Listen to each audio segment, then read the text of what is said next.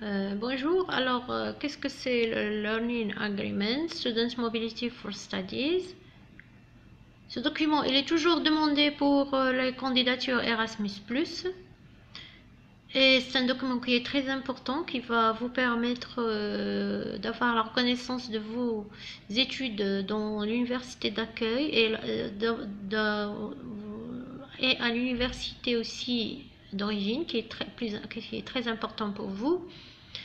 Là, on peut diviser ce document en trois parties parce que vous avez là la première partie, ça c'est euh, pour tout ce qui est pour tout ce qui est description, si on peut dire ça. Vous allez mettre ici votre nom, le nom de l'étudiant. Vous allez mettre ici le nom de l'étudiant, la date de naissance, la nationalité, la discipline et tout ça. Et ici, il y a aussi la partie de Sending Institution, c'est-à-dire votre université d'origine qui vous a envoyé ou vous êtes en train d'étudier. Vous allez mettre ici le nom de l'université, la faculté ou le département, l'adresse et le pays.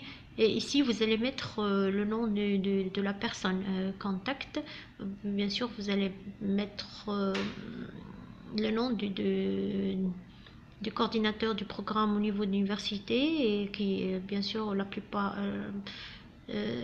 du temps, c'est son bureau, il se trouve c'est quelqu'un qui travaille à la présidence de l'université.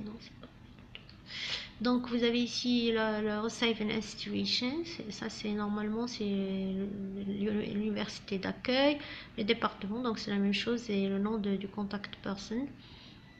Là, pour la deuxième partie, ça c'est avant de partir en mobilité, vous avez ce tableau à remplir. Et ce tableau à remplir, c'est vous allez mettre ici l'intitulé des modules que vous allez étudier à l'université d'accueil. Vous allez mettre ici le code, l'intitulé. Ici, c'est la session, est-ce que c'est printemps ou automne. Et ici, vous allez mettre le nombre de CTS pour chaque module. Vous allez remplir tout ça ou compléter jusqu'à vous aurez fini et vous allez mettre ici le total bien sûr. Ici vous allez mettre ici le lien que vous avez pris sur le site web de l'université d'accueil, vous allez mettre ici. Ici vous avez une autre partie, c'est votre niveau de langue. Vous allez mettre ici votre niveau de langue. Ça dépend de votre niveau de langue.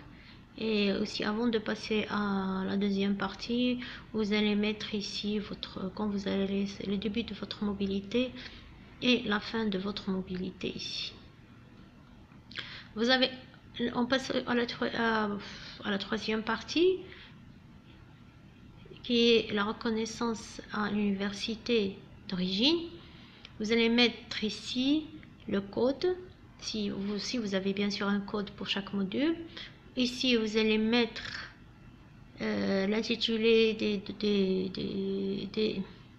des modules que vous allez étudier ici dans votre université d'origine. Et vous allez mettre ici, est-ce que c'est la session automne ou la session printemps. Et ici, c'est le nombre de CTS ou équivalent. Parce que ici, on n'a pas encore mis en place le système de crédit CTS, mais vous pouvez mettre ici l'équivalent. Là, ici, vous allez mettre ici l'équivalent et on va peut-être que c'est le nombre d'heures, c'est le total de nombre d'heures pour chaque module. Et ici, c'est la même chose, vous avez ici, bien sûr, il y a un lien, vous allez mettre ici le lien où vous avez pris toutes les informations. On passe à la dernière partie qui est une partie de signature, bien sûr, pour valider tout ce que vous avez écrit ici. Donc, c'est la signature de l'étudiant ici, student. Ici, c'est le responsable, c'est-à-dire ici, vous allez mettre ici c'est la signature de votre responsable académique, soit vice-doyen, soit coordinateur de filière, soit responsable de master, ça dépend. Et bien sûr, les emails, les signatures. Ici, vous laissez jusqu'à ce qu'on vous serez sur place, on va vous signer tout ça. Ça, c'est la partie, c'est notre à l'université d'accueil. C'est le responsable académique normalement qui doit lui aussi compléter tout ça et signer à l'université d'accueil. Ici, signature, date, ça se prend.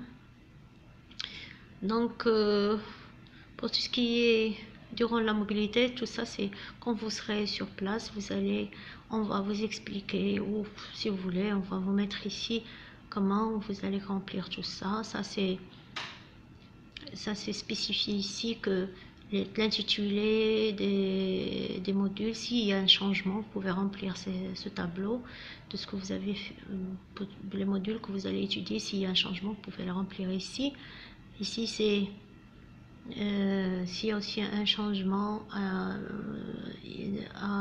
l'université d'origine, peut-être qu'on va vous demander, il faut étudier après, durant votre mobilité, ce que vous avez choisi. Parce que là, ces deux tableaux, Asylum Institution and Sindhi Institution, l'université d'accueil, l'université d'origine, ils doivent être d'accord ce que vous allez étudier pour qu'il n'y a pas, que vous n'aurez pas un problème, le problème de reconnaissance une fois que vous êtes dans votre université d'origine. Après la mobilité, bien sûr, on va vous donner un relevé de notes. Et ce relevé de notes, bien sûr, il doit être validé ici, la même chose dans votre université d'origine. Bon, je crois que c'est tout.